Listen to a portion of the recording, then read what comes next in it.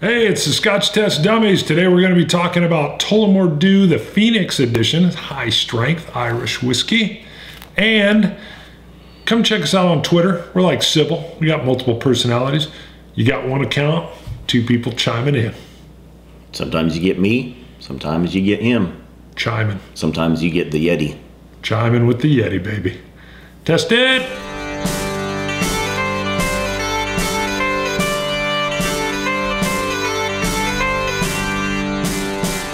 All right, let's talk about Twitter. Yes. We just started Twitter last April, somewhere in there, got onto Twitter, and Bart was the know-it-all. He'd had a Twitter account for a year or so before. No, way more than that. He'd tweeted like twice, but he knew everything. He knew it all. He's like, 22 you got to do times. this, you got to do that. I was on before they were calling them tweets. All right? I was an early adopter. Yeah, they were just starting to do like tweet ups and all that stuff, and so yeah, early adopter. But now Bruno's hooked on it. But we're up now. We've got 1,600 followers. Right. Now 3,500 tweets, something like that. We're on there. We're active. We engage people. But here's the deal: we don't just engage people. We engage like all the time. I mean, it's a personal connection. Yeah. We've made some friends. Yeah, a lot. Now here's the cool thing, though, or the odd thing. When you're having a conversation with the Scotch Test Dummies, you don't really know who you got. You might even have both of us at the same time. Yeah. Which has led to some multiple personality discussions, which can be fun. Yes. If not unsettling. Sometimes you get Bart answering, sometimes you get me, sometimes you get us both throwing stuff at you. Right. Sometimes we're jabbing each other and you're almost a witness to the conversation going, huh, what's going on here? Yeah. This is weird. Yeah, the same icon, just trashed the same icon. Yeah. And because of that, sometimes I add the little tagline. He makes fun of me because I'm a little hairy. I'm Germanic. So I call myself the Yeti. So sometimes I finish it like whatever I said, boom, Yeti. And which I thought about, though, if we should put like a S or a B maybe at the end of the tweet just so people know who it's coming from. But it's kind of fun to the Yeti. Yeah, sometimes it's fun not knowing. They don't know who. I've actually had, well, there's even been some folks that have figured out, like, I'm talking to Scott. They could just tell because they know enough. But we love connecting. I'll admit, when I had my personal account with Twitter, there was no real good reason for me to be on there. I mean, I'm not tweeting pictures of my food. Hey, I had scrambled eggs for breakfast. Look at this I don't burrito. care. Yeah, I hate that. Now, we're engaging off of this, so it makes it, we've had some ideas for shows come up, some people saying, hey, you got to go try this kind of scotch. So we love to interact, and it brings this whole thing outside of the video. So come there, check us out. We'll have great conversations. We put up stuff on our sidebar. Like, I love board games, so I'll throw up some board game stuff every once in a while. He'll mock it. And then you put up, I don't know, you put up, what's your side? Nothing really. Yeah, like motorcycles. I'm the one putting pictures of my burrito on there. He does. He puts a lot of food stuff up there. So that, and then you were like riding on your hog. Yeah. Sorry, he has no motorcycle. All right, let's go check out. Now, we've been doing some Irish stuff. We've gotten some suggestions, though. In fact, is a bottle that's coming up that we will review. We actually got from one of our Twitter friends. Yeah. So, but not this one. Nope. This is Tullamore D.E.W Phoenix edition. Not sure that's the proper. That almost sounded Nordic. Was it? Tullamore D.E.W. Tullamore D.E.W. Like Swedish. Phoenix edition. This is finished in sherry casks, which I am loving. Yeah. Most of my scotches and whiskeys, if they're finished in a sherry cask, I want to try them. Yeah, he loves the plum raisin. Sorry, I'm still a little under the weather, so clearing my throat.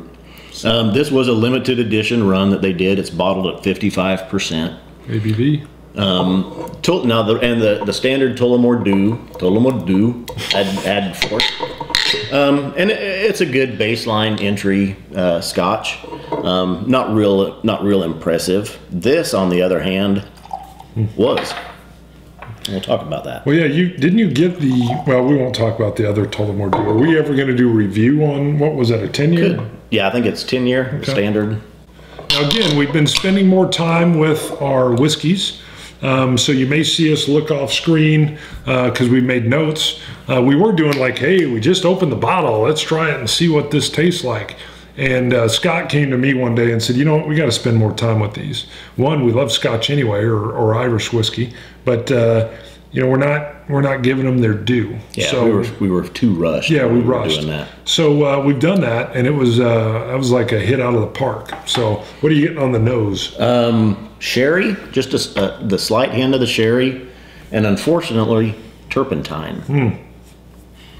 I'm going right to my dilution with this because at 55%. Right. The night that we tasted this, I tried it neat and I forgot that it was 55%, and it took me by surprise. Yeah, and I sputtered and coughed a little bit. All right, I get a little bit of that kind of turpentine finish you're talking about, but I get a little bit of a nose of a cream, a little bit. Just got a little bit of a caramel right there, a caramel cream. But still, that turpentine is in there. Just a hint of the sherry.